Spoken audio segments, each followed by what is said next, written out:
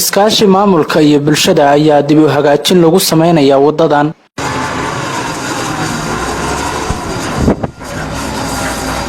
waa wadada isku xiriirisa Baxdo iyo Cadaado waxaa buuxdhaafiyay bacaad aad u badan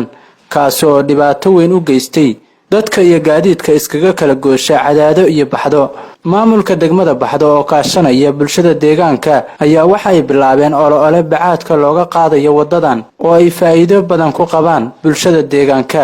Maxamed Cabdullaahi Muuse gudoomiyaha degmada Baxdo ayaa waxa uu sheegay in bacaadka wadadan uu sababay xaalufinta dhirta iyo roob yarida ka jirta deegaanka. alxamdulillaah rabbil caalamiin sidaas jiddan basaaka waxaan ku shaqaynaynaa wadooyinka soo gala degmada Baxdo wada ka mid ah wadadaas oo bacaad uu fariistay sababta keentay bacaadku inuu fariisto dhulkan dhul bacaad ma ahayn waxa weeye sanadadii ugu dambeeyay ayaa roobku ku yaraa wadankan degmada gudaheeda ku yaraa abaartii markay timid bacaadkii waxa weeye wuxuu keenay inuu kaco dhulkuna dhir ma lahan oo dhulkiisii waa aad u dhamaatay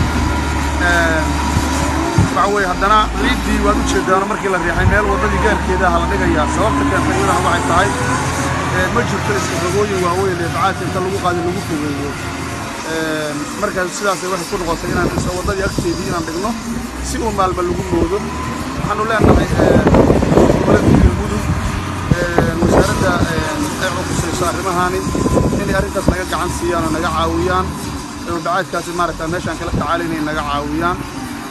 shaqadana waxa qabtay oo wadahay waa maamulka degmada iyo shacabka iskaashanaya yaa wada marka insha Allah taala dawlad goboleedka Galmudug waxaan ku codsanaynaa in arrinkaas saacidaad iyo gacan naga siiyaan iyo jaaliyadaha dibadda cid kasta oo arrinkaas ka damqanaya waa mahadsantahay.